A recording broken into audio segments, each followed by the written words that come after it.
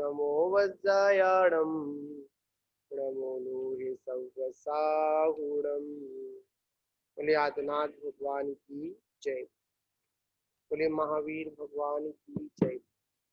परम पूज्य आचार्य गुरुदेव 108 श्री कुंद कुंद देव स्वामी की जय। परम पूज्य तपस्वी सम्राट आचार्य गुरुदेव 108 सन्मत सागर जी गुरु महाराज की जय। परम पूज्य 108 श्री परंपराचार्य श्री 108 सौभाग्य सागर जी गुरु महाराज की जय। अहिंसामय विश्व धर्म की। देखिए, सूरज सागर जी महाराज की जय। कल हम सभी लोग इस ग्रंथ के अंतर्गत हम लोग समझ रहे थे कि अगर परमात्मा बनना चाहती है या इस आत्मा को अगर परमात्मा बनाना है तो आचार्य प्रवर कहते हैं आत्मा आत्मा की उपासना करे। किसकी उपासना करे? आत्मा ही आत्मा की उपासना करे। जब ये आत्मा आत्मा की उपासना करती है तो ये कालांतर में भगवान बनती है। कौन बनती है? भगवान बनती है। अगर अपनी इस आत्मा को अगर परमात्मा रूप को प्राप्त कराना है तो उसके लिए मात्र उसका एक ही उपाय है। वो उपाय है सिर्फ अपनी आत्म साधना। किसकी साधना? आत्म। अगर हम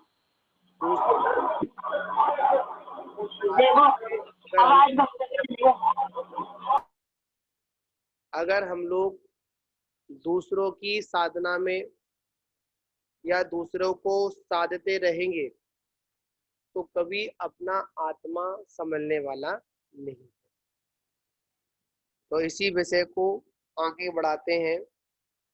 अब गाथा नंबर 12 का यहाँ पर वाचन होगा। तो यहाँ पर कह रहे हैं अब पंच परमेष्टि भी शुद्ध आत्मा में रहते हैं।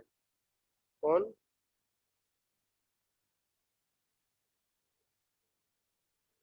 कह रहे हैं अब पंच परमेष्टि भी शुद्ध आत्मा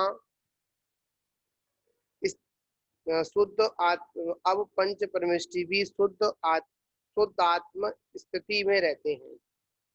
इसलिए शुद्ध आत्मा ही मेरी शरण है। इस तत्व को शास्त्रकार आगे प्रतिपादित कर रही है। अब यहाँ पर कह रहे हैं कि पंच परमेष्टि को किसको? पंच परमेष्टि को शरणभूत क्यों कहा गया है? इनको पंच परमेष्टि को शरणभूत क्यों कहा गया है? तो यह आचार्य कह रहे हैं पंच परमेष्टि को इसलिए शरणभूत कहा गया है क्योंकि पंच परमेष्टि भी किसकी? मतलब शुद्ध आत्मा में स्थित है। किसमें स्थित है? अनंत है, सिद्ध है। वो तो शुद्ध आत्मा में है ही है। आचार्य उपाध्याय साधु अपने पुरुषार्थ के अनुसार, व्यवस्था के अनुसार, वास्तविकता में देखा जाए जो शुद्ध आत्मा में स्थित है वही साधु है। कौन है साधु? कौन है? जो शुद्ध आत्मा में स्थित है। मतलब यहाँ पे शुद्ध आत्मा का चिंतन करता है। जैसे कल विषय आया था चिंता, चिंतन और चिदानंद। क्या शब्द आए थे?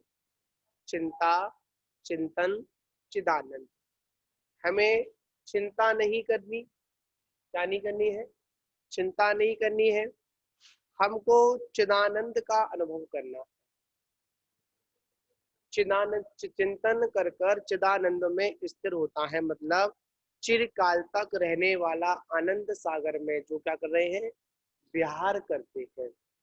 ऐसे उन चिदानंद को प्राप्त करना है। तो यहाँ पर अब अगली गाथा में कह रहे हैं आ उआ सिद्ध आइरिया ओवज्झाया साहु पंच पर मिट्टी एवीहु चिट्ठ दी आधे तम्हा आदाहु में शरणम। तो कह रहे हैं अरहंता सिद्ध आचार्य उपाध्याय साधवा पंच परमेष्टिनः तेपि खलोत्तिष्ठन्ति आत्मनि तस्मात् आत्म खलु मम शरणम। तो कह रहे हैं औ आ अरु आ माना क्या होता है अरहंत, सिद्ध में सिद्ध, आर्या मतलब आचार्य, उपध्याय मतलब मतलब उपाध्याय, साधु मतलब साधु, ये पंच परमेष्टि है। कितने पंच परमेष्टि हैं हमारे? पंच परमेष्टि कौन कौन से हैं? अनंत जी, सिद्धि जी, आचार्य जी, उपाध्याय जी, सर्व साधु। अब यहाँ पर विषय आता है कि परमेष्टि किसे कहते हैं। आगे विषय इसमें आएगा भी, परमेष्टि किसे कहते हैं। तो यहाँ पर है कि जो परम पद में स्थिर हो चुके हैं, इसमें स्थिर हो चुके हैं, जो परम पद में स्थिर हो चुके हैं, जिनको राजा महाराजा आदि भी क्या करते हैं? नमस्कार करते हैं, जिनके चरणों में चक्रवर्ती आदि भी नतमस्तक होता है, उन्हें क्या कहते हैं? उनको अपन पंच परमेष्टि कहते हैं। और हमको किसकी शरण में जाना चाहिए? हमको पंच परमेष्टि की ही शरण में जाना चाहिए, और किसी की शरण में हमको नहीं जानी चाहिए। आचार्य भगवान कहते हैं पंच गुरु शरणा। क्या कहते हैं? पंच गुरु शरणा मतलब 5 ही ऐसे गुरु हैं जो हमारे लिए शरणभूत है। अब यहाँ पर शरणभूत क्यों है? पंच परमेष्टि शरणभूत क्यों है? क्योंकि वो शुद्ध आत्मा में स्थित है। इसमें स्थित है, शुद्ध आत्मा में स्थित है। जब हम अब यहाँ पर स्वरूप सागर जी कह रहे हैं कि पंच गुरु शरणा मतलब पंच परमेष्टि शरणभूत क्यों है, तो इसलिए कहा पंच परमेष्टि शरणभूत इसलिए हैं क्योंकि वह शुद्ध आत्मा में स्थित है। अब बुला लो उनको, स्वादिष्ट नहीं था माँ बेटी मतलब क्या, बुलाओ उनको। क्या? शुद्ध आत्मा में स्थित है। पीछे बढ़ जाओ, दर्द हो। तो क्या शुद्ध आत्मा में स्थिर है। तो हम अगर हमको भी अगर क्या बनना है? परमेष्टि बनना, अगर हमको परमात्मा बनना है तो सबसे महत्वपूर्ण आचार्य क्या प्रकाश दे रहे हैं? अपनी शुद्ध आत्मा पर लक्ष्य रखो, या अपनी शुद्ध आत्मा में स्थिर हो जाओ। क्या हो जाओ? शुद्ध आत्मा में स्थिर हो जाओ, और जहां पर स्थिर हो जाओगे वहीं पर आपको अपने परमात्मा से मिलन होगा। मिलन किससे होगा? तभी मिलन होगा, अन्यथा आपका मिलन होने वाला नहीं है। क्यों मिलन होने वाला नहीं है? कि जब तक आप पंच परमेष्टि की शरण में नहीं आएंगे, जब तक ऐसे लोगों की शरण में नहीं आएंगे जिन्होंने उच्च स्थिरता को प्राप्त कर लिया है, वे भी आत्मा में स्थित हैं, मतलब लीन है। स्थित का मतलब क्या होता है? लीन है। इसलिए आत्मा ही मेरी शरण है, मतलब वो अपनी आत्मा में स्थिर है, और हमें क्या करना है? हमको भी अपनी आत्मा में ही स्थिर होना है, और किसी में स्थिर नहीं होना। किसमें स्थिर होना है? अपनी आत्मा में स्थिर होना है। जब हम अपनी आत्मा में स्थिर होते हैं तभी हमको अपनी क्या मिलती है? लक्ष्य की प्राप्ति होती है। देखिए, लक्ष्य उन्हीं को प्राप्त होता है जो स्थिरता के साथ जीते हैं। क्या होते हैं? जैसे कोई व्यापार किया, क्या किया? जैसे हाँ, हाँ, जैसे कोई हम लोगों ने व्यापार किया और व्यापार में क्या हुआ, नया नया काम चालू किया, तो पहली बात तो जब हमारी आदत डोलने फिरने की है तो एकदम क्या होता है, एकदम दुकान पर बैठने का मन नहीं करता। चलो हम मन लगाकर बैठ भी जाते हैं तो क्या होता है, वहां पर माल तो होता है पर क्या नहीं होता, ग्राहक नहीं होता, कस्टमर नहीं आते हैं। तो क्या होता है, मन में अनेक प्रकार की उथल पुथल होती है। क्या उथल पुथल होती है, अरे क्यों दुकान खोलकर बैठ गए, कोई भी नहीं आता है, ऐसा नहीं होता है, वैसा नहीं होता है, फालतू बैठ गए। अनेक प्रकार के विकल्प आते हैं। जो इन विकल्पों की धारा में बहकर चला जाता है, क्या होता है, जो इन विकल्पों की धारा में बहकर चला जाता है उसे क्या होता है, वह उसको आगे चलकर अपनी दुकान बंद करनी पड़ती है।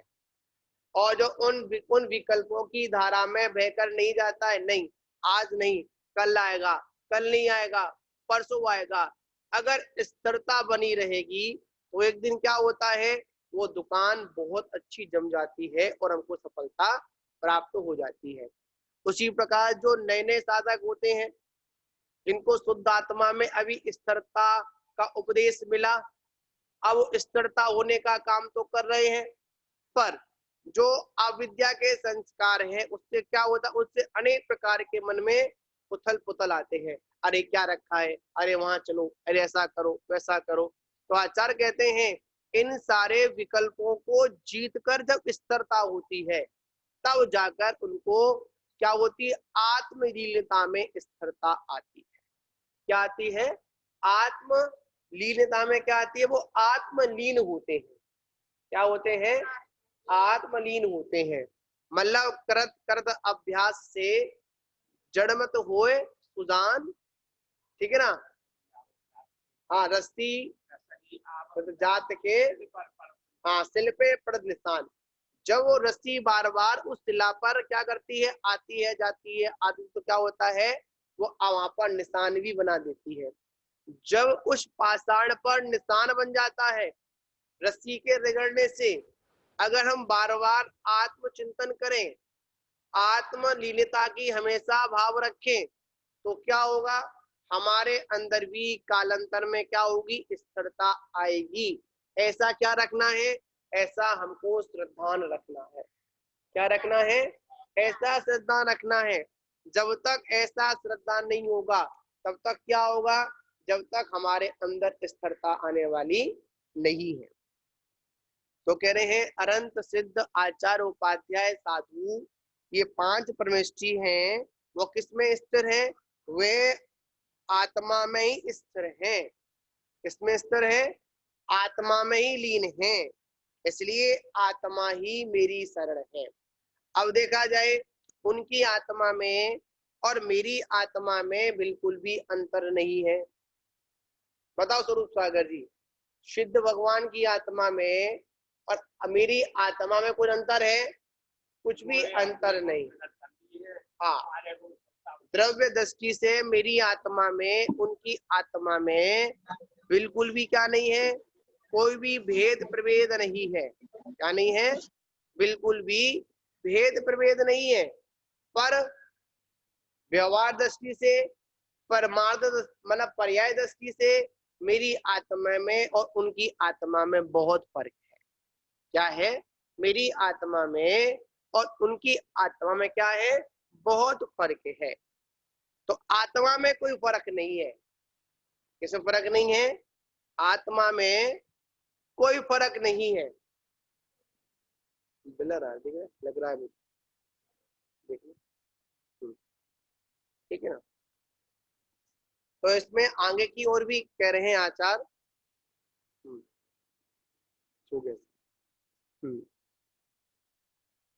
अब नाम सुगम है यही गाता मोक्ष प्रावर्त में, यो की तो ही पठित है। जो मोक्ष प्रावर्त है उसमें ऐसी गाथा लिखी हुई है। तो कह रहे हैं अरहंत। अब यहाँ पर अलग अलग परमेष्टि का अलग अलग यहाँ पर स्वरूप का प्रतिपादन यहाँ पर आचार्य भगवंत यहाँ पर करेंगे। आज यहाँ पर हम अनंत भगवंत का प्रतिपादन कर रहे हैं। तो कह रहे हैं अरहंत परमेष्टि मतलब अरहत, कौन सी का नाम है? अरहत, मतलब अरहंत परमेष्टि मतलब अरहत शब्द में ही, अरहत शब्द के ही प्राकृत रूप है, मतलब उसके कैसे रूप है? प्राकृत रूप है।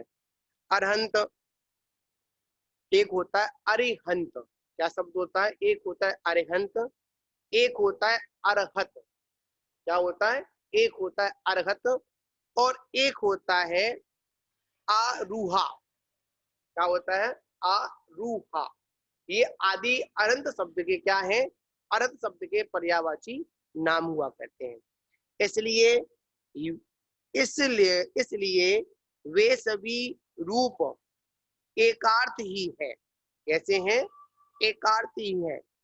प्राकृत व्याकरण में उच्चारित इस शब्द के द्वारा रेफ के बाद, इसके बाद में रेफ के बाद आ या उकार आदि का आगमन करने से क्या बन जाता है? अरहंत शब्द से ही अरूहा, अरि, अरह, अरुहंत और अरहंत और अरहत इन रूप से सिद्धि पाई गई है। क्या पाई गई है? सभी देखिए, प्राकृत में जब रेफ आदि का प्रयोग किया जाता है, व्याकरण आदि में किया जाता है, तो क्या होता है? एक शब्द के अनेक अनेक शब्द उस शब्द से बन जाते हैं। क्या बन जाते हैं? जो अपन लोगों ने दिल्ली में प्राकृत पढ़ी थी, उसके अंदर हमने उसको प्रथम भाग पढ़ा था, तो उसमें यहाँ तक हम लोग नहीं पहुंचे थे। फिर भी यहाँ पर जैसे संस्कृत व्याकरण होती है, वैसे ही प्राकृत व्याकरण भी होती है। उस प्राकृत व्याकरण के अंतर्गत वहां पर आ का उकार या अनेक प्रकार रेफ आदि में क्या होता है? वो उसमें कन्वर्ट हो जाते हैं। जो पांचों कल्याणकों से पूज्य व सत्कार आदि प्राप्त करने योग्य हैं, वे कौन कहलाते हैं? वे ही अर्हत शब्द के वाचक होते हैं। मतलब यहाँ पर क्या कह रहे हैं? पूजा व सत्कार, क्या शब्द दिया? तत्योग्या, तत्योग्या भवती। मतलब कह रहे हैं जो पांचों कल्याणकों में, पांच कल्याण कौन से होते हैं? गर्भ कल्याणक, जन्म कल्याणक, तप कल्याणक, ज्ञान कल्याणक और मोक्ष कल्याणक। जो पांच कल्याणकों से विभूषित हैं, इससे जो पांच कल्याणकों से क्या है? विभूषित हैं, उन्हें क्या कहते हैं? उनको अपन अरहंत परमेष्टि कहते हैं। अरि माने होता है शत्रु और हंत माने क्या होता है? नष्ट करना। जिन्होंने अपने कर्म समूह को नष्ट कर दिया है, किसको नष्ट कर दिया है? जिन्होंने अपने कर्म समूह को नष्ट कर दिया है, उन्हें क्या कहते हैं? उन्हें अरहंत परमेष्टि कहते हैं, उन्हें अरहत परमेष्टि कहते हैं।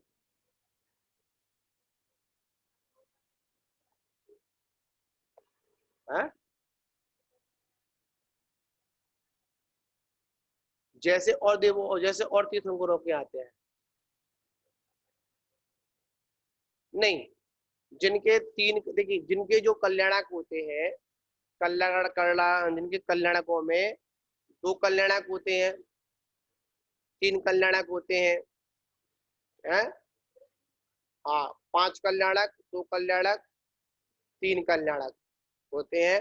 पांच कल्याणकों में तो पांचों कल्याणक होंगे, और जो तीन कल्याणक होंगे उसमें तप कल्याणक, ज्ञान कल्याणक और मोक्ष कल्याणक होगा।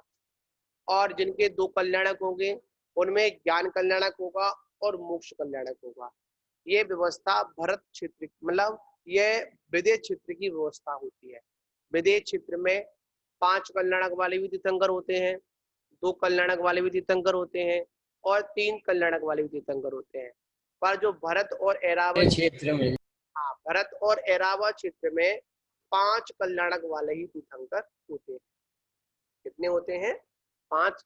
एक साथ एक समय में एक सौधर्म इंद्र, एक मतलब वो 170 तीर्थंकरों की आराधना कर सकता है। कितनी? 170 तीर्थंकरों की आराधना कर सकता है।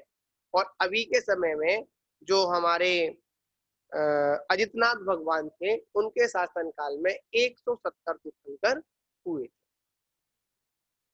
अब यहाँ पर आचार्य कुंदकुंद देव कह रहे हैं, जो बुढ़ापा, रोग, जन्म और मरण और चतुर्गतियों के आगमन, पुण्य और पाप एवं रागादि द्वेष को जो नष्ट कर ज्ञान में है, वे कौन कहलाते हैं? वो अरहंत परमेष्ठी कहलाते हैं। कौन कहलाते हैं? यहाँ पर एक गाथा के अंतर्गत एक लाइन में आचार्य ने पूरे अरहंत के स्वरूप को यहाँ पर प्रतिपादित कर दिया। तो क्या किया? जो बुढ़ापा, रोग, जन्म, मरण और चतुर्गतियों के चक्करों में जो गमन हो रहा है, ठीक। उसके बाद में जिन्होंने पुण्य पाप एवं रागादि जो दोष हैं, उनको क्या कर दिया? उनको भी नष्ट कर दिया है ना, नष्ट कर दिया है। और जो ज्ञान में है, कैसे हैं? जो ज्ञान में है वो कौन कहलाते हैं? वह अरहंत परमेष्ठी कहलाते हैं। कौन कहलाते हैं महाराज? अरहंत परमेष्ठी के पास में क्या होता है? अरहंत परमेष्ठी होते हैं, उनके अंदर क्या नहीं होते? बुढ़ापा नहीं होता, राग नहीं होता है। हाँ, जो 18 दोष हैं उनसे रहित है। किससे? जो 18 दोषों से रहित हैं, वो कौन कहलाते हैं? वो अरहंत परमेष्ठी कहलाते हैं। जो वंदना नमस्कार करने योग्य हैं, जो पूजा व सत्कार करने योग्य हैं, जो मोक्ष प्राप्त करने के लिए योग्य हैं, इस कारण वे कौन कहलाते हैं? इस कारण वो अरहंत कहलाते हैं। अरहंत क्यों कहलाते हैं? अरहंत इसलिए कहलाते हैं क्योंकि वो वंदना करने योग्य हैं, नमस्कार करने योग्य हैं, पूजा करने योग्य हैं, सत्कार करने योग्य हैं। क्यों? क्योंकि वो मोक्ष के अधिकारी हैं। किसके अधिकारी हैं? अरहंत ही मोक्ष के अधिकारी है। कौन है? योग्य कौन है? जो अरहंत परमेष्ठी है, वही मोक्ष के योग्य है। और परमेष्ठी मोक्ष के योग्य मतलब है, पर भावी न की अपेक्षा से। इसकी अपेक्षा से? भावी न की अपेक्षा से। यहाँ पर भी कहा है कि जब हमको मोक्ष होगा तो हमको अरहंत तो बनना पड़ेगा। बिना अरहंत बने मोक्ष नहीं होगा। चाहे हम अंतर मुहूर्त के लिए अरहंत बने, पर बिना अरहंत अवस्था प्राप्त किए हुए कोई आत्मा सिद्ध पद को प्राप्त नहीं कर सकती है या सिद्धत्व को प्राप्त नहीं कर सकती है। सिद्ध अवस्था कब मिलती है? कि जब हम अरहंत अवस्था को प्राप्त करते हैं। सिद्ध कब बनोगे? जब अरहंत बनोगे। हाँ, ठीक है।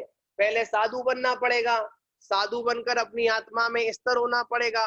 जब आत्मा में स्थिर होंगे तो अनंत पद की प्राप्ति होगी, और जब अनंत पद की प्राप्ति होगी तो क्या होगा? सिद्ध पद की प्राप्ति तो होना निश्चित है।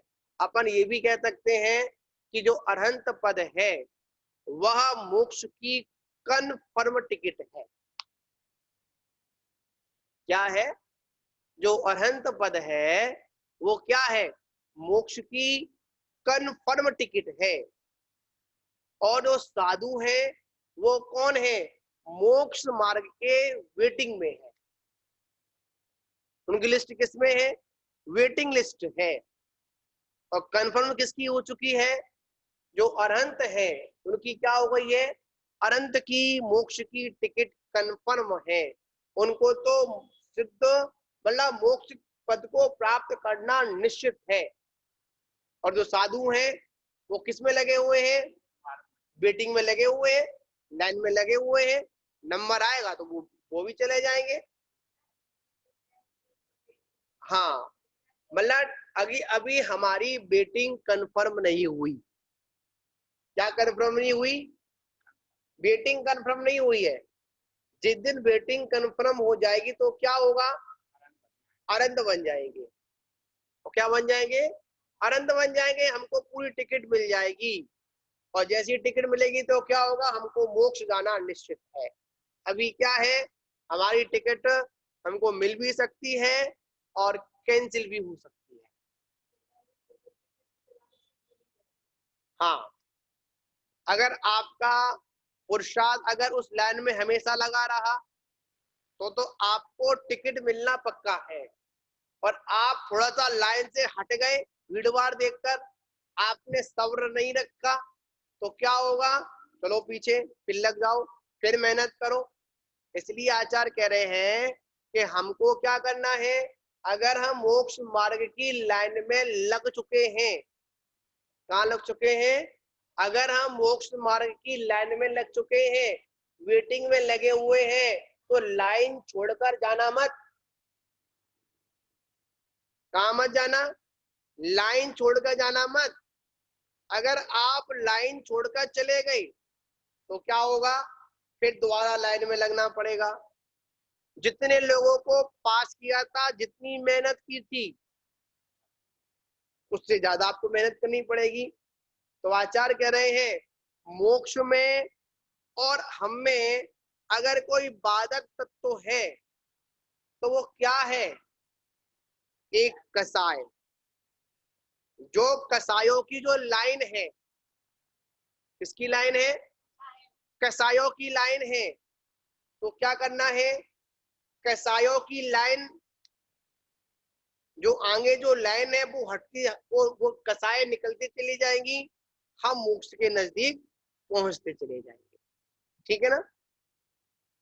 तो अनंत कौन है, जो मोक्ष के अधिकारी है, जो मोक्ष के योग्य है। अब यहां पर कह रहे हैं सिद्ध और आचार्य। क्या कह रहे हैं, सिद्ध और आचार्य। मतलब सिद्ध से तात्पर्य क्या है, सिद्धि। सिद्धि से मतलब क्या है, सिद्धि, मुक्ति को प्राप्त कर चुके हैं। कौन है, जो सिद्धि को प्राप्त कर चुके हैं। सिद्ध कौन होते हैं, कि अनंत कौन होते हैं, जो मोक्ष के योग्य हैं। और सिद्धि कौन है, जो मोक्ष को प्राप्त कर चुके हैं, जो अपने कार्य को सिद्ध कर चुके हैं, जो सिद्ध हुए हैं, कृत हुए हैं, अथवा जिन्होंने लोकाग्र को प्राप्त किया ताकि वापिस ना आए, वे सिद्ध कहलाते हैं। सिद्ध कौन कहलाते हैं, जो कृतकृत्य हैं, जिन्होंने लोकाग्र को मतलब लोक के अग्रभाग में जो विराजमान हो चुके हैं, वे सिद्ध कहलाते हैं। सिद्धों के स्वरूप का विषय, और कहते हैं वो वापस लौट कर नहीं आते हैं। सिद्धों के स्वरूप के विषय में आचार्य कुंद कुंद स्वामी आगे कहते हैं, जिन्होंने 8 कर्मों के बंधन को नष्ट कर दिया है। क्या कर दिया है, 8 कर्मों के बंधन को क्या कर दिया, जिन्होंने नष्ट कर दिया है, जो 8 महान गुणों से संपन्न है। किससे हैं, जो 8 महान गुणों से संपन्न है, उत्कृष्ट है, लोक के अग्रभाग मतलब सिद्ध क्षेत्र में विराजित हैं, जो नित्य हैं, ऐसे सिद्ध परमेष्ठी हुआ करते हैं। सिद्ध परमेष्ठी कौन हुआ करते हैं, जो 8 कर्मों से रहित हैं। किससे, 8 कर्मों से रहित हैं, और कहां पर, लोकाग्र में विराजमान हो चुके हैं। कहां पर, लोक के अग्रभाग विराजमान हो चुके हैं, जिनके ऐसे महान 8 गुण हैं। उनसे क्या है, उनसे सुशोभित हैं, उनसे विभूषित हैं। ऐसे सिद्ध परमेष्ठी को क्या कहते हैं, उनको अपन सिद्ध परमेष्ठी कहा करते हैं। यहाँ पर कह रहे हैं 8 प्रकार के कर्मों से रहित हैं, अत्यंत शांति में हैं, निरंजन हैं, 8 गुणों से युक्त हैं, कृत्य हैं, सभी पुरुषार्थों की सिद्धि कर चुके हैं और लोकाग्र में स्थिर हैं। वे कौन कहलाते हैं, वह सिद्ध परमेष्ठी कहलाते हैं। अलग अलग परिभाषाओं से गौमठ सार में कहा है सिद्ध परमेष्ठी कौन है, तो कहा है सिद्ध परमेष्ठी वो हैं जिन्होंने अपने 8 कर्मों को नष्ट कर दिया है, अत्यंत शांत हैं। कैसे हैं, अत्यंत शांत है, वहां पर किसी प्रकार क्या नहीं है, किसी भी प्रकार का वहां पर विकल्प नहीं, निरंजन है, निर्विकार है और निष्कलंक है, निर्गंत है, निष्कलंक है। याद रखना, उनके जीवन में कंकड़ नहीं है, इसलिए वो शंकर है। क्या है? शंकर कौन कहलाते हैं? जिनके जीवन में कंकड़ नहीं होते हैं, वो शंकर कहलाते हैं। मतलब जिनके जीवन में कसाय नहीं होती है। क्या? जिनके जीवन में कसाई नहीं होती है, वही शिव बधू के वर कहलाते हैं। शंकर कौन से? शिव कौन? कौन है शिव? कौन है शंकर? कौन है शंकर? किसे कहते हैं? शिव कौन है? सिद्ध भगवान को ही शंकर कहते हैं, सिद्ध भगवान को ही शिव कहते हैं। जो रूप है उसको नहीं कहते हैं। जिन्होंने अपनी संपूर्ण वीतरागता को प्राप्त कर लिया है, वो कौन कहलाते हैं? वह शंकर कहलाते हैं। कौन कहलाते हैं? शंकर कहलाते हैं। वास्तविकता शिव रूपी मुक्ति बधू के अगर कोई वर है तो वर कब बनता है? उसके योग कब बनता है? जब उसके जीवन से कंकड़ निकल जाते हैं, मतलब कसायों की गंदगी निकल जाती है। देखिए, बड़ा महत्वपूर्ण आज का कोटेशन था, आप लोगों ने शायद देखा होगा कि विचार, एक विचार है, उन विचारों में अगर गंदा जल मिला दिया जाए, अगर उन विचारों में अगर गंदा जल मिला दिया जाए तो वो नाला बन जाता है। क्या बन जाता है? नाला। अगर अपने विचारों में अगर गंदा जल मिला दिया जाए तो वो नाला बन जाता है, और आगे अगर उन्हीं विचारों में अगर सुगंध मिला दी जाए तो वो गंगा जल बन जाता है। क्या बन जाता है? गंगा जल बन जाता है। तो हमें क्या करना है? अपने विचारों को क्या मिलाना है? गंदा जल नहीं मिलाना है। कौन सा जल नहीं मिलाना है? गंदा जल नहीं मिलाना है। क्या मिलाना है? सुगंध मिलाना है। सुगंध कौन सी? अपने आत्मा शरण की सुगंध मिलानी है। जब हम इस आत्मा में क्या करते हैं, अगर पर वस्तुओं को मिलाते हैं तो ये आत्मा कैसी हो जाती है? गंदे जल की तरह गंदा नाला बन जाती है। क्या बन जाती है? गंदा नाला बन जाती है। और जब हम इसमें रत्नत्र मिलाते हैं, रत्नत्र रूपी जल मिलाते हैं, एक तरफ तो हमने कसाय रूपी जल मिलाया। क्या मिलाया? कसाय रूपी जल मिलाया, तो वो जल क्या बन गया? वो विचार आत्मा कैसी हो गई? नाला बन गई, जिसमें प्रतिक्षण दुर्गंध के अलावा, दुख के अलावा और गंदे नाले में राग द्वेष रूपी कीड़े बिलबिलाते हैं। जहां पर कसाय है वहीं पर राग द्वेष रूपी कीड़े बिलबिलाएंगे, और जहां पर रत्नत्रय रूपी जल है वहां पर क्या होगा? वहां पर उस जल में कीड़े नहीं होंगे। क्या नहीं होंगे? कीड़े नहीं होंगे। रत्नत्रय क्या करता है? रत्नत्रय अंतरंग की सफाई करता है, क्लीन करता है। क्या करता है? सफाई करता है, बिल्कुल गंदगी को निकालकर बाहर फेंक देता है। कौन? रत्नत्रय। तो उसमें क्या बन जाते हैं? रत्नत्रय एक ऐसी फिटकरी है जो हमारे गंदे जल को भी क्या कर देती है, गंदोदक बना देती है। क्या बना देती है, गंदोदक बना देती है। गंदोदक तभी बनता है जब हमारे जीवन में रत्नत्रय होता है। क्या होता है, रत्नत्रय होता है। इस शरीर की पूजा कब होती है, जब रत्नत्रय की इस शरीर से आराधना की जाती है। आचार्य भगवंत कहते हैं रत्नत्रय पूजतम।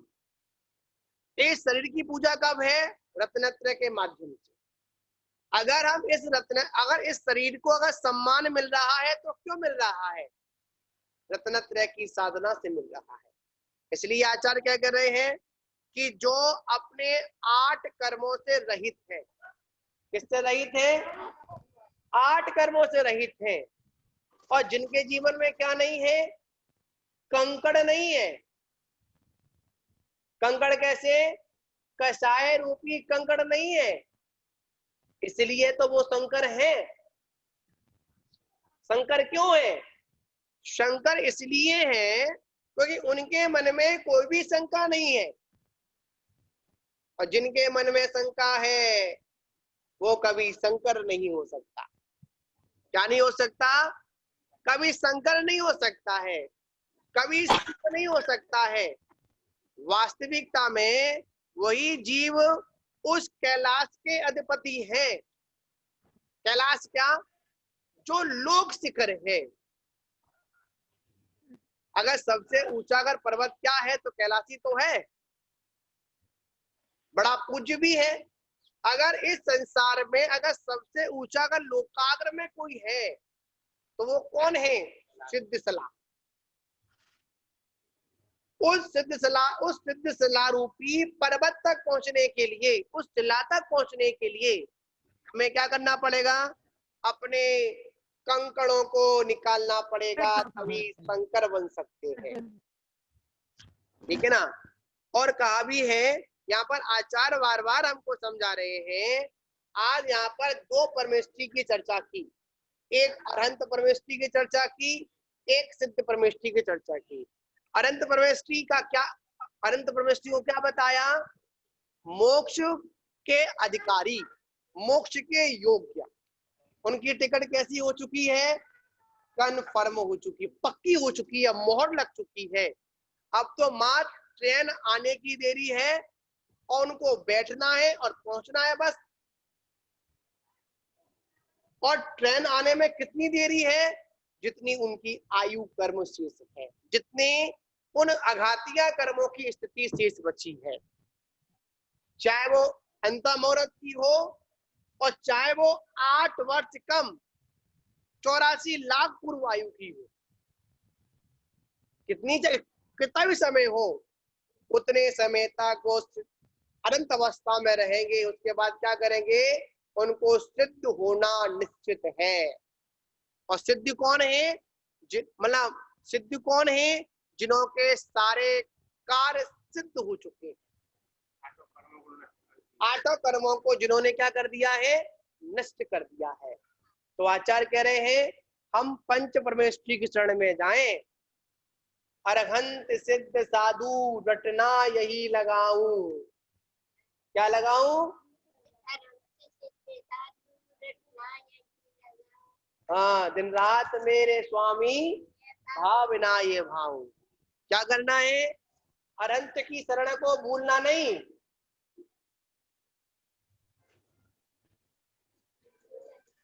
शरण किसकी, अनंत की शरण में नहीं, अनंत की शरण में जाना है, सिद्धि की शरण में जाना है, डॉक्टर की शरण में नहीं जाना है, सड़क पे नहीं। मल्ला कह रहे हैं अनंत की शरण में जाना है, सिद्धि की शरण में जाना है, डॉक्टर की शरण में नहीं जाना। कहाँ नहीं जाना, डॉक्टर नहीं जाना। अगर डॉक्टर की शरण में चली गई तो क्या होगा, आत्म शरण से भटक जाऊंगी, भटक रही हूं। इसलिए अनंत की शरण ही मेरे लिए सारभूत है।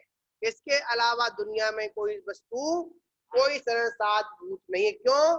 ये पंच परमेष्टि भी इसलिए शरण है क्योंकि यह क्या करते हैं, हमेशा अपने आत्मा का ही चिंतन करते हैं, अपनी आत्मा में ही लगे रहते हैं, आत्मा में ही लीन है, इसलिए शरणभूत हैं।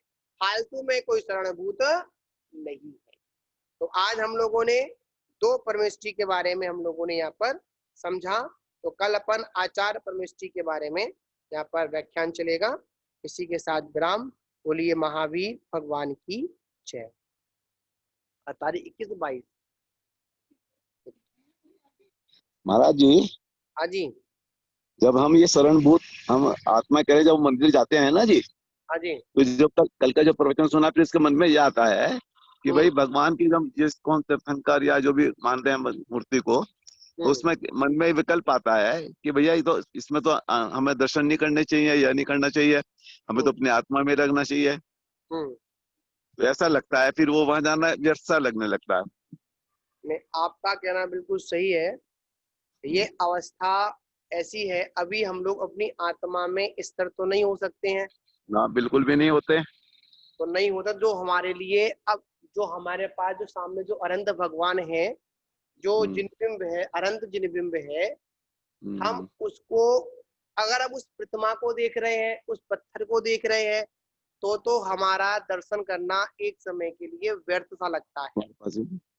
और अगर उस प्रतिमा के अंदर जो स्थापना न के अनुसार जो उसमें अनंत भगवान के गुणों की जो स्थापना की गई है, ठीक है ना, अगर वहां पर हम चिंतन करते हैं तो हमारा दर्शन करना सार्थक है। अधिकांश क्या होता है, हम मात अनंत भगवान की प्रतिमा को देखते हैं, मात उनकी आकृति को देखते हैं, पर उनके गुणों का चिंतन नहीं करते हैं। ये सामने जो जिनबिंब है वो सिर्फ इसलिए है क्योंकि हमारा उपयोग डटा रहे। क्या रहे? हमारा उपयोग डटा रहे। जो सामने जो जिनबिंब है वो मात्र एक दर्पण का काम कर रहा है।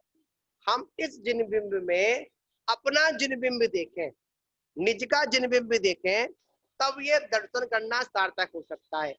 ये तो एक प्रारंभिक भूमिका बता देते हैं, आचार्य बता देते हैं कि आप मंदिर जाओ, वहां पर भगवान है, उनको अर्घ चढ़ाओ, वही एक पाषाण की जो प्रतिमा, जो एक भगवान की मूर्त है, वही हमारे अनंत भगवान है। अनंत भगवान ऐसे नहीं है, ये तो अनंत भगवान का रूप है, प्रतिरूप है। वास्तविकता अनंत तो वही है जिन्होंने अपने गुणों को प्रकट कर लिया है। जो और यहाँ पर हमें क्या करना है, अनंत भगवान के गुणों का चिंतन करना है। कब तक? जब तक हमारी अनंत अवस्था प्रकट ना हो। जिस दिन हमारी अनंत अवस्था प्रकट हो जाएगी, उस दिन क्या होगा? उस दिन हम इस प्रतिमा को देखने का भाव ही नहीं होगा। कब नहीं होगा? जब हम अपने अनंत से मिल जाएंगे। और जब तक अपने अनंत से नहीं मिल रहे हैं, तब तक इस प्रतिमा का, इस जिनबिंब का हमको आलंबन लेना पड़ेगा। कब तक? जब तक अपना अनंत प्रकट नहीं होता है। नहीं माता जी, बात तो ठीक है जी, बात तो बिल्कुल हकीकत तो यही है, समझ रहा जी है मैं। परंतु क्या होता है, जब हम ये सुन लेते हैं ना प्रवचन कि भैया अपने आत्मा में रमे रहो, अपने आत्मा में रमो, तो वहां विकल्प आ जाता है कि भैया अपने आत्मा में रहो, यहाँ भगवान जी के पास क्यों आए। ये मेरा कहना का था। इसलिए तो मतलब मन में वो आ जाता है थोड़ा सा, मतलब ये अगर मंदिर में नहीं जाओगे तो उस समय करोगे, आप ये बताओ भाई। आपने आप सोच लिया हमें ये मंदिर में कुछ नहीं है, तो उसके अलावा क्या करोगे ये बताओ। मंदिर में नहीं गए आप। देखिए पवन जी, आप जो बात यहाँ पर कह रहे हैं, बताओ जनाब। हाँ मैं बता रहा हूँ, रुकिए आप। यहाँ पर एक बात समझने वाली है। इसलिए तो कहा जाता है, जो द्रव्यान योग का जो विषय है, वो द्रव्यान योग क्या करता है, सभी पदार्थों से हटाकर अपनी ओर स्थापित करता है। जो यहाँ पर आचार्य कुंद कुंद देव स्वामी बाणस अणुपेक्षा ग्रंथ में जो यहाँ पर आत्मा रक्षति, आत्मा ही आत्मा की रक्षा करती है, इसलिए आत्म शरणम गच्छामि, मतलब इसलिए आत्मा की शरण में हमको जाना चाहिए। ये द्रव्यान योग से बिल्कुल यही श्रद्धान है। हमको अभी इस बात पर श्रद्धान करना है। कब तक? जब तक हमारी निज अरहंत पर हमारी पकड़ मजबूत नहीं हो जाती, और उसको भी नहीं छोड़ना है। जो सामने जो अरहंत का बिंब है, जो पर अरहंत का जो गुण का हम जो चिंतन कर रहे हैं, उसको भी नहीं छोड़ना है। कब तक नहीं छोड़ना है? जब तक हमारे खुद के अरहंत पर पकड़ नहीं हो जाए। और जिस दिन हमारे अरहंत पर पकड़ हो जाएगी, उस दिन ये छूट जाएगा, छोड़ना नहीं पड़ेगा। और इसलिए यही विषय जब जो जहां पर हम लोग द्रव्यान योग की, जब द्रव्यान मतलब द्रव्यान योग की बात करते हैं, तो वहां पर द्रव्य की जब बात आती है, तो वहीं पर ये जो एक पंथ का नया एक मत पैदा हो जाता है, वही विवादित स्थिति बन जाती है कि आपने इनको क्यों छोड़ दिया, इनको लग गए। बहुत सारे लोग ऐसे होते हैं कि जो इन अनंत की पूजा छोड़कर मतलब अपने अनंत की पूजा प्रारंभ कर देते हैं। पर आचार्य कहते हैं अभी अवस्था को भी ध्यान में रखें, अवस्था भी ध्यान में रखनी पड़ेगी। हाँ, ये भी अनंत बने थे, तो इन्होंने भी पहले अनंतों के गुणानुवाद किए थे। इन्होंने भी किसी अनंत, किसी केवली या शुद्ध केवली के पादमूल में बैठकर 16 कर्ण भावनाओं को भाया था, तभी जाकर अनंत बने। तो वही प्रतिक्रिया है। ये प्रारंभिक भूमिका में तो यही कहते हैं कि आप इनकी आराधना करिए। और जब हम शुद्ध आत्मा की बात सुनते हैं, तो आचार्य कहते हैं लक्ष्य यही होना चाहिए। आचार्य ये बात अगर मन में चुभ जाए, मतलब चुभ का मतलब क्या है? अगर ये बात हमारे अंदर बैठ जाए कि मेरे को अपनी आत्मा की शरण लेनी है, ये बात लगनी चाहिए। इसलिए आचार्य ने कल हमने एक बात कही थी, कल हमने एक विषय आया था कि क्या था उसमें, चिंता, चिंतन और चिदानंद। मतलब जब हमारे अंदर चिंता है तो हमको क्या करना है? चिंतन करना है। अब जो चिंतन करना है तो क्या करना पड़ेगा? अब चिंतन में मत उलझ जाना, अब चिदानंद की ओर जाए। अधिकांश हमारे जीवन में क्या होता है? एक ठहराव आ जाता है। क्या आ जाता है? ठहराव आ जाता है। ठहराव कैसे आ जाता है? हम पहले मिथ्यावादी थे, चलो हम सम्यक्ति बन गए। अब क्या हुआ? अब सम्यक्ति बन तो हम अपने को और महान समझने लगे। नहीं, अब सम्यक्ति बन गए तो आचार्य कहते हैं अब आप पंचम गुणस्थान वृत्ति देश वृत्ति बनिए। अब हम देश वृत्ति, तो क्या वहां पर भी ठहराव आ गया? तो आचार्य कहते हैं ठहराव नहीं लाइए, आप प्रतिक्षण अपने अपने गुणस्थानों को बढ़ाते जाइए, अपने अपने ज्ञान को वृद्धि करते जाइए। और जब आपका जिस दिन ज्ञान पूर्णता को प्राप्त हो जाएगा, तो वहीं पर क्या होगा? आपको अपने लक्ष्य की प्राप्ति हो जाएगी। हाँ,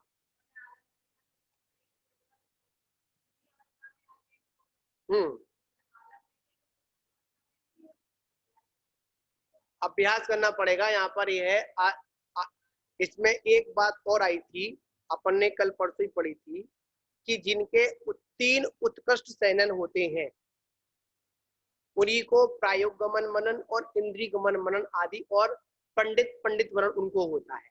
इसका विषय उसमें आया था। आज हमारे पास में हीन सैनन है। कौन सैनन है? हीन सैनन है। मानते हैं हीन सैनन तो है, पर हमारी भावना हीन नहीं होनी चाहिए। क्या नहीं होनी चाहिए? हमारी भावना हीन नहीं होनी चाहिए। मन में ऐसा प्रश्न आता है, पर कोई बात नहीं, फिर भी हमको इन अनंत की पूजा को नहीं छोड़ना है। मन में विकल्प आता है इन अनंत के पास क्या करेंगे जाकर, पर अभी हमारी ऐसी अवस्था नहीं बनी है कि जिस अवस्था में हम इनको छोड़ दें। इनको तो भाई संभालना ही पड़ेगा और इनके ही माध्यम से हम समझेंगे। कहा भी जाता है मेरे को आपका चरण सानिध्य कब तक मिले? जब तक मुझे मोक्ष की प्राप्ति ना हो। आपका, आप जैसे देव का, आप जैसे गुरु का, आप जैसे शास्त्र का मुझे सानिध्य तब तक मिले जब तक मुझे खुद की मेरी अनंत अवस्था, शास्त्र अवस्था, गुरु अवस्था प्रकट ना हो जाए। जिस दिन मिल जाएगी उस दिन हम स्वतः ही हो जाएंगे। इसलिए द्रव्यान योग का जो विषय है बड़ा ही सरल भी है और कभी कभी क्या होता है, द्रव्यान योग के विषय को सुनकर अधिकांश लोग भटक भी जाते हैं। मतलब वहां पर द्रव्यान योग स्वतंत्र करने का विषय है, पर कभी कभी मन में और कसाय की वजह से क्या होता है, हम स्वतंत्र की जगह स्वतंत्र होना प्रारंभ कर देते हैं। हमको स्वतंत्र नहीं होना है। हाँ जी गुरुदेव जी, हाँ जी ये सम्मत भी बहुत जरूरी है। हाँ जी। सम्मत बिना गाड़ी चलती नहीं सारी, देखिए हर बात की गाड़ी नहीं चलती। सही मायनों में पहली प्रतिमा सम्यक दर्शन की है। हाँ जी हाँ, विशेष पहली जो विशेष प्रतिमा बात है इसकी। वो सम्यक दर्शन की है। दर्शन जो प्रतिमा है उसका नाम सम्यक दर्शन प्रतिमा है, समझो। इसलिए पवन जी यहाँ पर एक बात और कही जाती है समझने वाली। आचार्य बार बार हमको इंडिकेट करते हैं पदानुसार पदानुसार पदानुसार। अपने पदों के अनुसार ही आपको अपनी आत्मा का भान हो सकता है, आत्मा में स्थिरता हो सकती है, अन्यथा नहीं हो सकती है। तो जो सही है गुरुदेव, उसकी प्राप्ति होने की नहीं जब तक। सम्मत तो है ही, लेकिन पद भी जब तक हम उस पद पे नहीं आवेंगे, उस पद की प्राप्ति भी नहीं होने। हाँ, जो पद हमारा भी आना जरूरी है। देखिए, जैसे जैसे हमारा गुरुस्थान बढ़ता जाता है, वैसे वैसे हमारी मतलब यहाँ पर है, जैसे जैसे आत्मा की विशुद्धि होती जाती है, जैसे जैसे आत्मा में स्थिरता होती जाती है, जैसे जैसे आत्मा में आत्मा के प्रति रुचि पैदा होती जाती है, वैसे वैसे हमारा गुणस्थान भी वृद्धि को प्राप्त होता है। जब हमारी विशुद्धि पूर्णता को प्राप्त हो जाती है, तो वहीं पर केवल ज्ञान आदि हमको प्राप्त हो जाता है और मोक्ष के अधिकारी हम लोग बन जाते हैं। इस तरह का विषय इसमें रहता है।